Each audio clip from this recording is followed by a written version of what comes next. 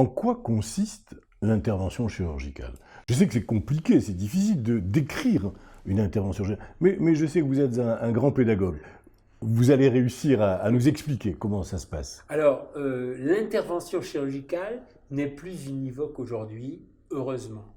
C'est-à-dire que quand j'ai commencé ma carrière de chirurgien vasculaire, eh bien, c'était évidemment une laparotomie, ça veut dire ouvrir le ventre, et puis remplacer l'anévrisme par une prothèse. C'était l'intervention de base fondamentale modèle. Et actuellement, grâce au progrès de la technologie, nous pouvons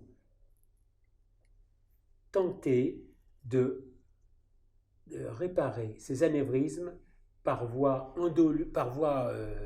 endoluminale, c'est-à-dire sans ouvrir le ventre du patient, avec un risque quand même nettement amoindri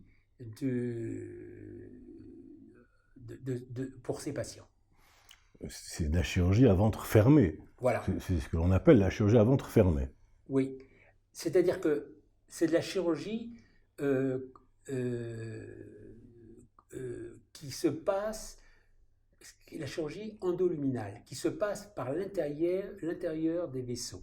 C'est-à-dire on monte des sondes, comme pour la chirurgie des stents coronaires par exemple, on monte des sondes jusqu'au site de l'anévrisme et on déploie des prothèses endovasculaires qui permettent de modeler la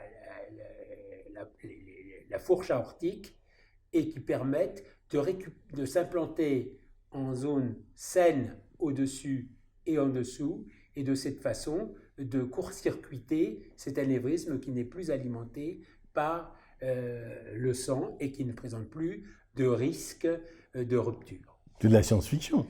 C'est de l'évolution de la science, c'est tout ce qu'on pourrait dire. C'est-à-dire que, alors, il faut mettre quand même un bémol à ce genre de choses, c'est-à-dire que tous les candidats ne sont pas aptes à subir ce genre de chirurgie endoluminale et alors on est obligé de recourir à la chirurgie à l'ancienne, on pourrait dire. Classique, traditionnelle. Voilà, exactement. Alors pour rebondir sur la chirurgie classique, celle-ci a fait des énormes progrès par les méthodes anesthésiologiques, par les méthodes de réanimation post-opératoire, qui fait que les chiffres de morbimortalité ont considérablement chuté par rapport à il y a 30 ans, par exemple. David Fermont, la chirurgie de l'aorte a considérablement évolué, vous nous l'avez expliqué, vous nous l'avez dit, mais en quoi a-t-elle modifié le pronostic de ces maladies?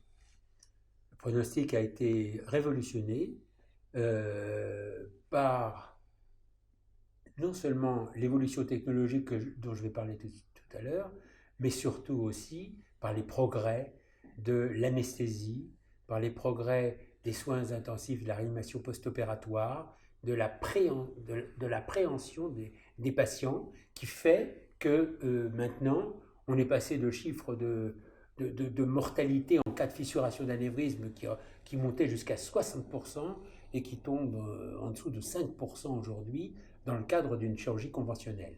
Et inutile de vous dire que si on opte maintenant pour une chirurgie endoluminale sur un anévrisme qui a été diagnostiqué au préalable et qui a été suivi et qui n'est pas donc opéré en urgence, nous avons encore des progrès à faire dans le chiffre des risques. Car la chirurgie, c'est une balance bénéfice-risque Et nous sommes toujours conscients de savoir où se trouve le bénéfice et où se trouve le risque. Les chiffres que vous donnez sont absolument ahurissants. Cela a changé complètement la vie de millions de personnes qui étaient atteintes de ces pathologies. Oui, je crois que la technique a modifié. Mon approche chirurgicale s'est modifiée pour suivre ces évolutions techniques et je crois qu'encore nous avons des progrès à faire. Vous en avez déjà fait beaucoup et tout le monde espère qu'il y en aura encore d'autres. Oui.